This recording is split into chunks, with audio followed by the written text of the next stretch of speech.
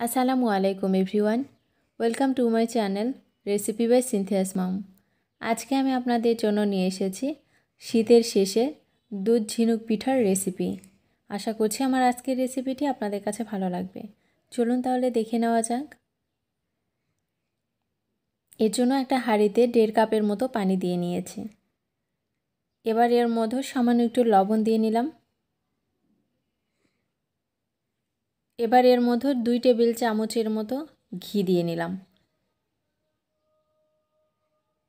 এবার একটু নেড়ে নিচ্ছি। এবার পানিটা বলক আসা পর্যন্ত রান্না করে নিব। পানিটা বলক আসার পরে এর মধ্যে 1 কাপ ময়দা দিয়ে নিলাম আর 1/3 কাপের কিছুটা বেশি হবে সুজি দিয়ে নিলাম। এবার খুব বেশি শক্ত বা খুব বেশি নরম হবে না, এরকম একটা ডো তৈরি করে নিতে হবে। আমার ডোটা তৈরি করা হয়ে গেছে। এবার আমি চুলা অফ করে দিয়েছি। এখানে একটা বোর্ড নিয়েছি, বোর্ডের উপরে ডোগুলো উঠিয়ে নিচ্ছি।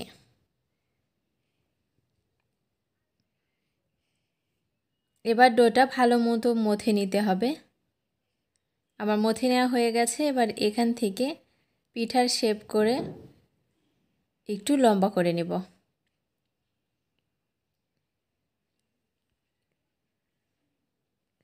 এভাবে আমি কয়েকটা বানিয়ে নেব।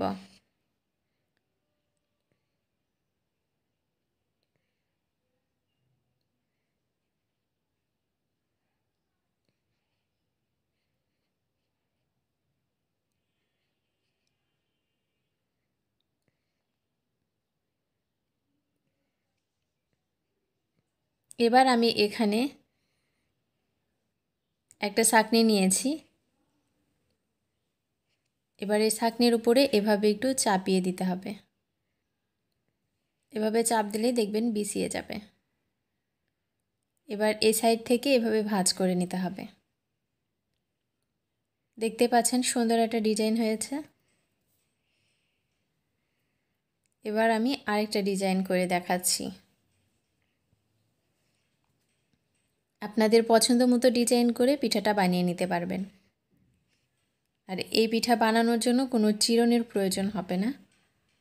এরকম একটা ছাঁকনি হলেই পিঠাগুলো বানানো যাবে।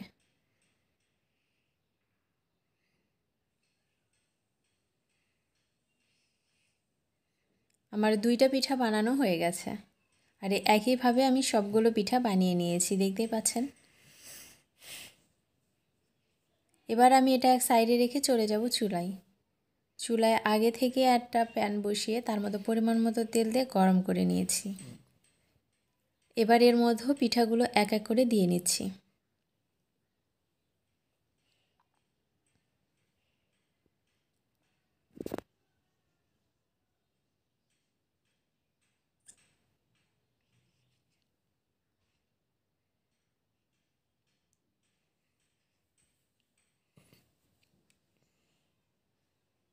বেশ কিছুক্ষণ রান্না করার পরে আমি একটু পল্টে নিচ্ছি।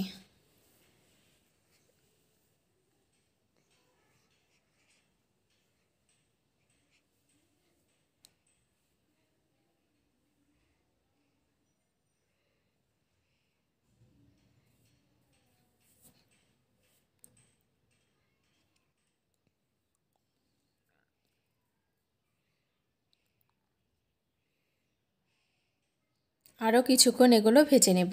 আমার ভেজে নেওয়া হয়ে গেছে, দেখতে পাচ্ছেন হালকা ব্রাউন কালার করে ভেজে নিয়েছি।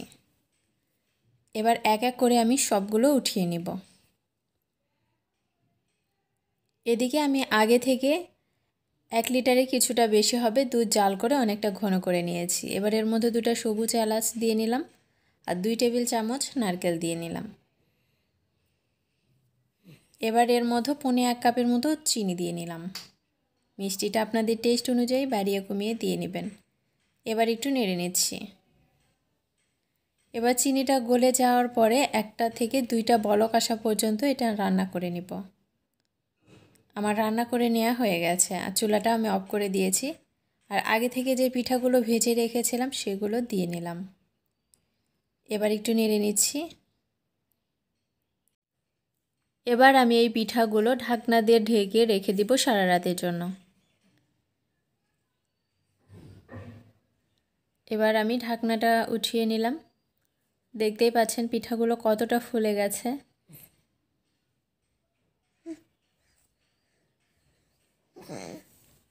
এবার আমি প্লেটে কয়েকটা উঠিয়ে দেখিয়ে দিচ্ছি। দেখলেন তো কত সহজে তৈরি হয়ে গেল দুধ ঝিনুক পিঠার রেসিপি।